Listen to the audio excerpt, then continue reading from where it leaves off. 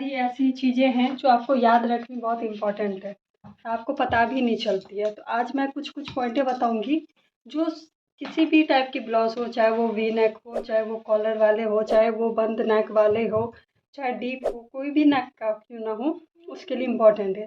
ठीक है, तो जैसे कि मान लीजिए सबसे पहले मैं एक लाइन ड्रॉ कर देती हूँ यहाँ पे।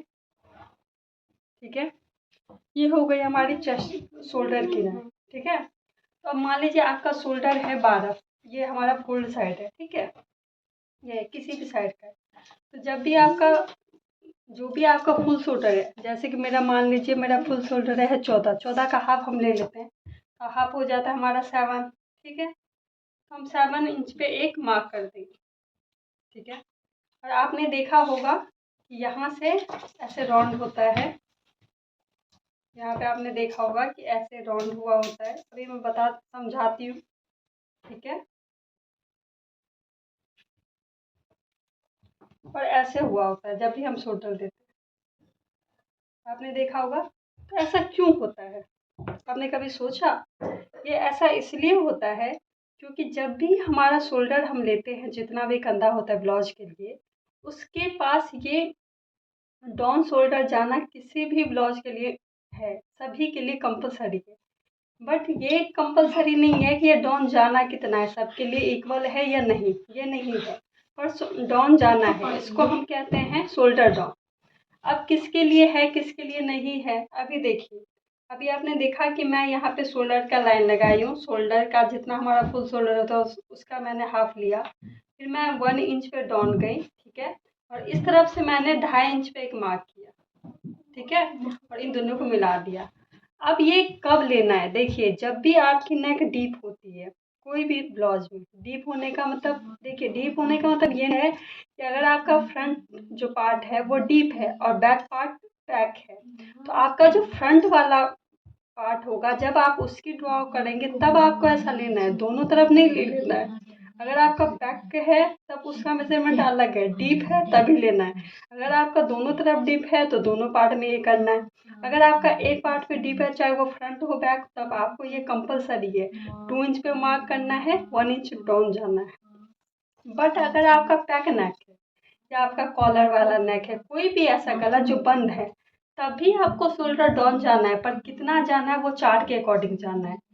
ये जो हमारा ये इसको हम कहते हैं नेक विड्थ, इसको हम कहते हैं नेक विड्थ, नेक विड्थ कहते हैं इसको, हम डाउन शोल्डर कहते हैं। ठीक है, तब चार्ट के अकॉर्डिंग जानना है कि ये नेक विड्थ कितना लेना है और ये जो शोल्डर हम जो डाउन गए थे वो कितने पे डालना है। अगर आपका कॉलर वाला नहीं है और पैक नेक नहीं है, तब ये कंपलसरी है, आपको 1 इंच पे डाउन जाना है। ठीक है, और यहाँ से आपको 2.5 इंच पे मार्क करनी है। ओके, इतना क्लियर हो गया कि हम शोल्डर डाउन क्यों लेते हैं।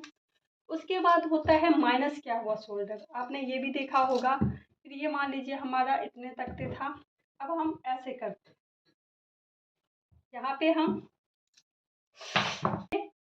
अब शोल्डर डाउन जाने के बाद आता है माइनस किया हुआ शोल्डर। देखिए, तो ये भी क्या है कि जब भी आपका कॉलर नेक हो या पैक नेक हो, तो उसमें हम जो भी हम चार्ट के अकॉर्डिंग डाउन जानते हैं पर माइनस नहीं करते। ठीक है, जब आपका कॉलर वाला हो या फिर पैक नेक हो, तो आप जो आपका शोल्डर होता है उसको हम माइनस नहीं करते। और जब भी आपका डीप नेक हो, तब हम हमेशा शोल्डर माइनस लेते हैं। शोल्डर माइनस किसे कहते हैं, वो भी चार्ट के अकॉर्डिंग होता है। अब जितना हमारा शोल्डर है, ठीक है, उसका हम हाफ जितना हमें माइनस करना होता है। मान लीजिए कि हमारा शोल्डर कितना है अभी, 7 ना। अब हमारा नेक कैसा है, ये हमारी रेडी शोल्डर कितनी होती है, नेक का शेप कितना होता है, उसके अकॉर्डिंग हम ध्यान दे के इसमें शोल्डर माइनस करते हैं। जैसे कि आप एग्जाम्पल के लिए देख लीजिए, ये हमारा चार्ट होता है ना, जैसे मैं दिखाती हूँ आपको। देखिए, मान लीजिए हमने स्वीट हार्ट का नेक लिया। ठीक है, ये हमारा स्वीट हार्ट नेक। अब हमें शोल्डर माइनस करना है, ये शोल्डर माइनस चार्ट है। ठीक है, तो शोल्डर माइनस करना है, तो ये देखना है कि आपका जो नेक है उसका डीप कितना है। मान लीजिए मेरा फ्रंट नेक है, उसका डीप है 6 to 7, ठीक है। तो हमें माइनस कितना करना है, 1.5, मतलब कि 1.5 इंच, है ना। अब हमें हमारे 7 इंच जो है उसमें से 1.5 इंच माइनस करना है। पर 1.5 इंच माइनस कब करना है, जितना हमारा फुल शोल्डर है। फुल शोल्डर हमारा 14 में से हमें 1.5 माइनस करना है, तो 1.5, ठीक है। अब इतना माइनस हो गया, अब हम इसका हाफ लेंगे। इसका हाफ कितना हो गया, इसका हाफ हो गया 6.1 इंच, ठीक है।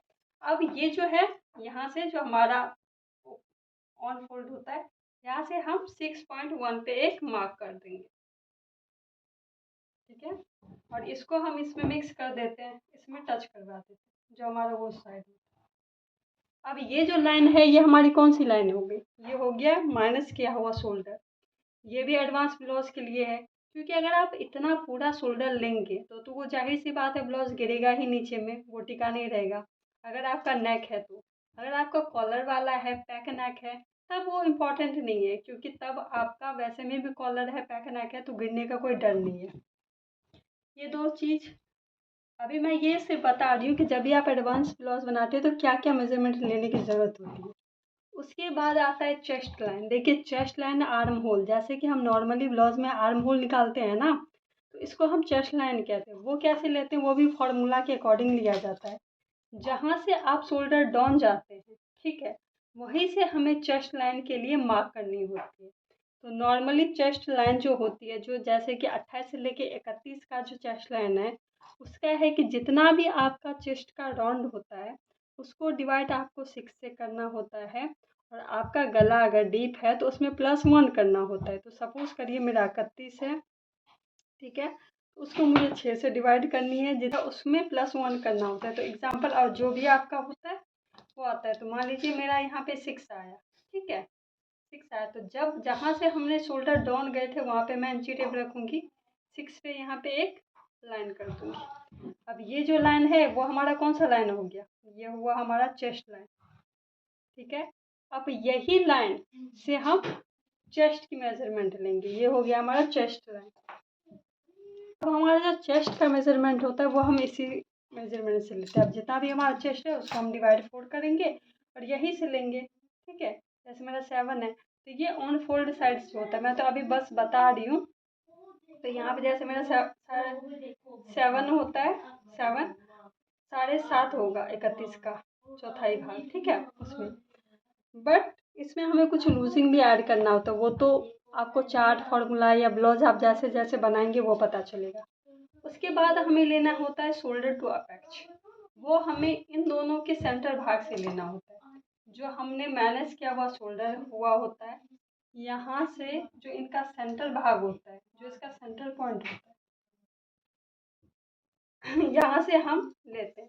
शोल्डर टू माइनस का मतलब वो होता है जहाँ पे भी आपकी डांट जाती है प्रिंसेस कट के लिए या आप कप लगाते हैं, उसी के लिए हम लेते हैं shoulder to minus, shoulder to apex. Shoulder to apex लेना बहुत इंपॉर्टेंट है हर ब्लाउज पे। मान लीजिए मेरा शोल्डर टू अपेक्स 9.5 इंच का है तो मैं 10 लूँगी, क्योंकि हमेशा आप शोल्डर पे जो मार्जिन जाता है सिलाई का उसका ध्यान में रखते हुए करेंगे। तो यहाँ पे 10 इंच पे हम मार्क करेंगे, ठीक है। अब ये शोल्डर टू अपेक्स हो जाता है हमारा, उसकी लाइन जिसको हम कहते हैं अपेक्स वाली लाइन, क्योंकि यहीं से हमारी अपेक्स होती है और डांट जाती है, ठीक है। उसके बाद आती है हमारी वेस्ट की लाइन, जिसको हम लोअर चेस्ट की लाइन, ठीक है। तो लोअर चेस्ट होता है कि जो अपेक्स होता है ना उसके थोड़ा ही सा नीचे, ठीक है, उसी को कहते हैं। तो मेरी तो और सारी मेजरमेंट आपको जितनी भी होती है वो इस लाइन से लेनी होती है, इससे लेनी नहीं होती है। तो वो लोअर चेस्ट में मेरी 12 होती है, ठीक है। जहाँ से आप बेल्ट लगाते हो तो बेल्ट से ऊपर जितना भी होता है उन्हीं को हम लोअर चेस्ट कहते हैं। ये हमारा 12 है, तो ये हमारा 12 हो गया। और फिर हम लेते हैं वेस्ट लाइन। वेस्ट लाइन का मतलब होता है कि आपके ब्लाउज की जो आखिरी का लेंथ होता है ना, वो तो जैसे मेरी 14 का है फ्रंट का, तो मैं 14 का ले लेती हूँ। अब ये जो हमारी है ये वेस्ट लाइन हो गई जहाँ से हम डांट लेंगे, और ये हमारी लोअर चेस्ट की लाइन हो गई,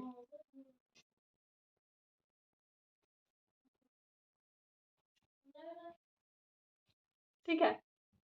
ये सारी जितनी भी लाइनिंग होती है ये सारी हर एडवांस ब्लाउज में लेनी होती है आपकी फ्रंट पार्ट के लिए, ठीक है। आपको क्लियर हो गया क्या क्या आपको याद करना है। ये सारी चीज़ फार्मूला के अकॉर्डिंग भी होती है, सारे टाइप के ब्लाउज के लिए भी अलग होती है, पर जस्ट मैंने ये बताया कि ये कंपलसरी है। शोल्डर आपको लेना ही होता है, शोल्डर डाउन जाना ही होता है, चाहे चार्ट के अकॉर्डिंग जाना हो या वैसे रैंडमली जाना हो, शोल्डर को माइनस करना ही होता है। फिर शोल्डर टू अपेक्स का लाइन, चेस्ट लाइन लेना ही होता है, फिर आपको अपेक्स वाली लाइन लेनी होती है, फिर आपको लोएस्ट चेस्ट लेना ही होता है, फिर आपको वेस्ट लेनी होती है। ठीक है, तो ये सारी लाइन किसी भी एडवांस टाइप की ब्लाउज के लिए आपको लेनी बहुत इंपॉर्टेंट है। ठीक है, तो यही मुझे क्लियर करना था। बाकी जैसे हम ब्लाउज में बनाएंगे तो आपको ये पता होना चाहिए कि ये सारी लाइन, ये सारी चीज़ आप चाहे तो कॉपी में ये सारे नाम रख लें। बाकी हर चीज़ के लिए फार्मूला होता है। जब भी मैं ब्लाउज बनाती हूँ तो आपको फार्मूला वहाँ पे स्क्रीन पे दे ही देती हूँ। कुछ चीज़ें जो चार्ट के अकॉर्डिंग होता है तो वो भी मैं शेयर कर ही देती हूँ या बता ही देती हूँ या दिखाई देती हूँ। ठीक है, लेकिन ये सारी लाइनें की यही एडवांस ब्लाउज के लिए फॉलो करके यही लाइनिंग इसी लाइन के ऊपर मेजरमेंट होता है।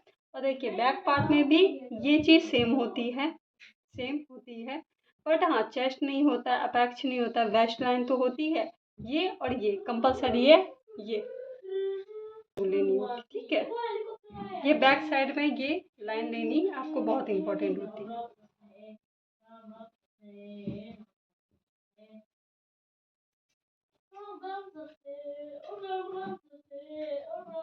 ओके।